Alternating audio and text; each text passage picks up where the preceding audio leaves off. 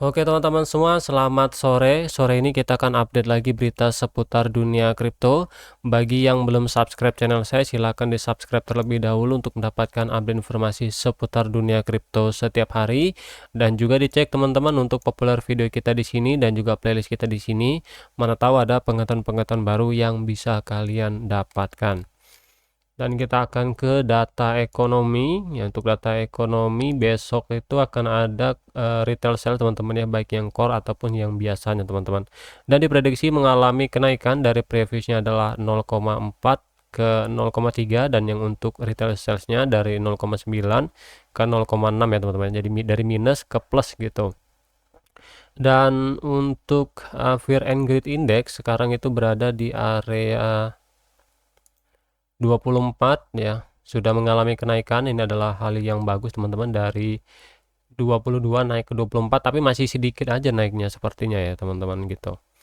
Dan untuk likuidasi sekarang berada di angka 95,84 juta dolar dalam 24 jam terakhir teman-teman. Dan untuk chart dari Bitcoin sendiri sekarang berada di area 83.754 ya, dia sulit mengalami kenaikan ya. Naikannya pun masih sedikit-sedikit dan cenderung sideways di area sini sampai sini teman-teman. Itu mungkin karena orang-orang menunggu untuk pengumuman suku bunga di next week ya, di tanggal 20 nanti di jam 1 itu ada Fed interest rate decision. Untuk previsinya adalah 4,5 dan akan diprediksi di 4,5 lagi teman-teman. Mungkin kita akan coba cek untuk ini ya, untuk Fed rate monitor toolnya. Nah, dia sangat kuat sekali di 4,25 hingga 4,5 basis point. Jadi kalaupun diturunkan, nanti turunnya itu paling-paling hanyalah 0,25 basis point teman-teman ya gitu. Dan sekarang kita akan cek untuk chart dari ini ya. Dari Ethereum sempat naik ke 1950-an dan sekarang berada di area 1907. Solana juga ya, belum ada kabar lagi dari Solana teman-teman. BNB juga, dan Dogecoin apalagi ya, XRP ada ya, semuanya mengalami penurunan teman-teman. Mungkin orang-orang mengantisipasi untuk tanggal 20 itu ya, akan terjadi goncangan apakah akan ditahan atau akankah di cut rate ya. Kalau seandainya di cut rate, ini akan lumayan terbang tinggi teman-teman ya, karena seperti yang kita ketahui tanggal 2 April nanti itu akan ada perang dagang yang sudah diresmikan oleh Donald Trump untuk Meksiko dan juga Kanada. Kemudian ada juga perang untuk Rusia dan juga Ukraina ya. Kalau seandainya di-cut, berarti Jerome Powell ini menganggap masalah itu adalah masalah yang tidak akan terlalu berpengaruh bagi perekonomian Amerika Serikat, sehingga orang-orang akan lebih berani untuk menaruh aset mereka di yang lebih high risk teman-teman gitu ya. Dan kita akan ke Watcher Guru. Ya, di Watcher Guru ada Toncoin yang naik 20% ya, karena Prancis memberikan founder Telegram yang bernama Pavel Durov ini permission untuk kembali ke Dubai. Ini teman-teman ya. Itu berita terakhir ya dari Watcher Guru ya, tanggal 16 ini teman-teman gitu. Kita akan coba cek untuk berita lengkapnya nanti. Dan sekarang kita akan langsung ke berita pertama. Ada berita pertama dari sini ya, World Liberty Financial menolak laporan media menyebutnya bermotif politik. Nah, di sini waktu itu Donald Trump ini kabarnya ingin mengakuisisi Binance US dan dianggap memiliki motif politik untuk itu. Namun di sini ditepis oleh World Liberty Financial atau WLFI. Perusahaan tersebut merilis pernyataan di X yang membantah klaim dari media-media besar termasuk The Wall Street Journal dan Bloomberg. Dan di sini yaitu teman-teman ya, sudah ditepis, berarti tidak ada hubungannya dengan bermotif politik untuk kabar atau dugaan akuisisi Binance US oleh Amerika Serikat teman-teman gitu. Berita kedua ada dari Brazil memperkenalkan undang-undang tentang pembayaran gaji dengan mata uang kripto. Nah, di sini untuk memungkinkan karyawan menerima gaji sebagian mereka dalam bentuk Bitcoin atau aset kripto lainnya. Jadi tidak 100% gaji itu akan dibayarkan menggunakan kripto, tapi hanya 50% saja dan sisanya itu harus tetap menggunakan mata uang Brazil itu sendiri. Katanya di sini adalah untuk memastikan stabilitas mata uang itu, teman-teman ya. Dan juga nanti akan diedukasi untuk karyawan-karyawan yang memilih remunerasi menggunakan aset kripto ini, teman-teman, gitu. Berita ketiga, pihak yang benar-benar kalah dan menang dalam perang dagang global Donald Trump. Ya, jadi untuk Meksiko, Kanada, dan juga China ini, siapa sih yang sebenarnya itu menang dalam perang ini? Tujuan dari Amerika Serikat untuk perang ini adalah untuk membentuk kembali ekonomi Amerika Serikat dan memaksa negara-negara lain untuk bernegosiasi sesuai dengan persyaratannya. Kata kuncinya di sini adalah memaksa, teman-teman ya.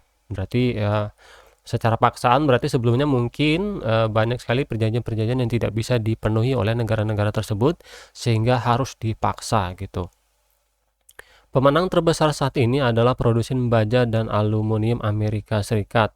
Trump mengenakan tarif 25% pada baja dan aluminium impor yang langsung membuat produksi dalam negeri lebih kompetitif. Oke, berarti impornya berkurang dan produksi-produksi baja dan aluminium di lokal itu menjadi lebih kompetitif ya, lebih berkembang lah seperti itu. Ada juga perusahaan di sini yang dia itu ibaratnya menang ya teman-teman. Perusahaan yang bernama Anheuser-Busch ini adalah sebuah perusahaan di balik Bud Light dan Michelob, merupakan salah satu pemenang terbesar. Jadi perusahaan tersebut itu nggak perlu khawatir tentang tarif impor pajak karena 99% birnya itu dibuat di Amerika Serikat dan 99% bahannya berasal dari petani Amerika Serikat. Kenapa gitu? Karena kalau seandainya impor ya itu dikenakan tarif pajak 200% ya. Karena sebelumnya Uni Eropa itu mengenakan 50% untuk whisky dari Amerika, maka Amerika membalas dengan mengenakan tarif yang lebih besar yaitu 200%, teman-teman. Gitu. Berita keempat, Cointon meroket saat Pavel Durov menuju Dubai, apa yang diharapkan? Oke, ini dia teman-teman ya yang ada di Watcher Guru tadi.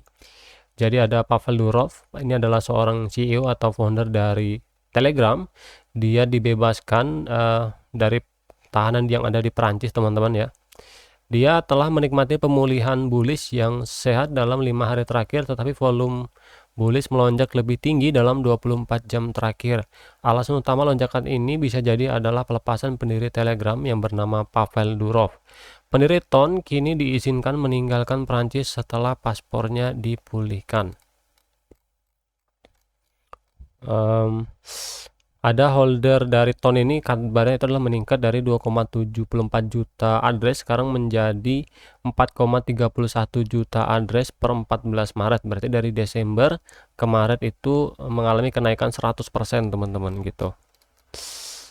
Apakah harga Ton akan terus melonjak dengan kebebasan dari Pavel Durov ini? Kalau kita cek dari chart untuk Ton Telegram ya, itu ini dia mengalami kenaikan, teman-teman, bahkan semenjak beberapa hari terakhir ya, mengalami kenaikan hingga tembus ke 43% ya, dan sekarang lagi koreksi sedikit saja, teman-teman. Bagi kalian yang hold untuk Cointon sebaiknya di ini aja, teman-teman ya, dilepas aja karena ya ini adalah berita sementara saja, bukan berita yang sifatnya itu fundamental dalam jangka waktu yang panjang. Apalagi kondisi market sekarang sedang tidak memungkinkan, teman-teman gitu.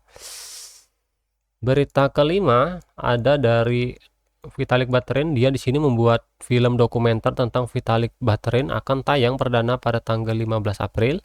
Ya, ini akan tersedia di platform streaming seperti Prime dan Apple TV mulai tanggal 15 April. Menampilkan kehidupan Vitalik Buterin sebagai seorang anak ajaib yang bertekad untuk menata ulang internet. Dan film ini akan menggunakan sudut pandang dari Vitalik Buterin itu sendiri dan bagaimana ia mampu mendesain ulang masa depan internet melalui proyek tersebut gitu. Apakah kalian akan menonton filmnya, teman-teman ya? Bagi holder Ethereum, saya rasa kalian akan penasaran dan akan menonton film ini, teman-teman gitu. Berita ke-6, Peru pertimbangkan pemungutan suara berbasis blockchain untuk warga negara asing. Proposal untuk mengadopsi teknologi blockchain untuk pemungutan suara oleh warga negara yang tinggal di luar negeri, ya jadi berarti yang di dalam negeri masih manual, tetapi yang di luar negeri itu menggunakan blockchain. Dan rancangan undang-undang ini belum sah teman-teman ya, karena dia masih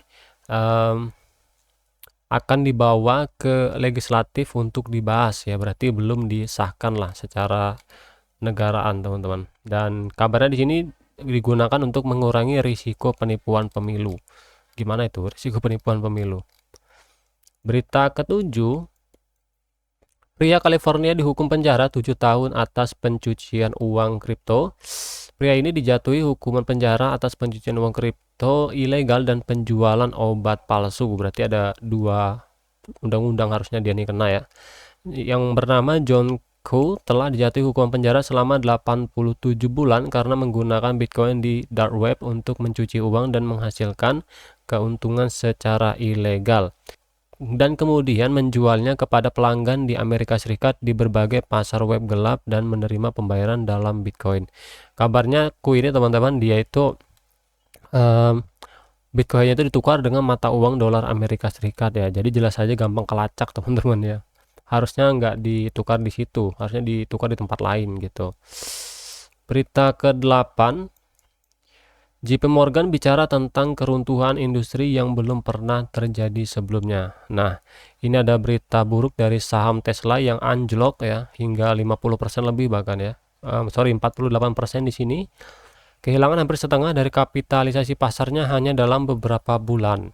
Menurut JP Morgan, penurunan ini belum pernah terjadi sebelumnya dalam sejarah industri otomotif. Kok bisa ya saham Tesla ini bisa anjlok? Padahal ini adalah saham listrik teman-teman ya, mobil listrik yang terkenal dan menurut kita juga bagus teman-teman untuk mobilnya gitu.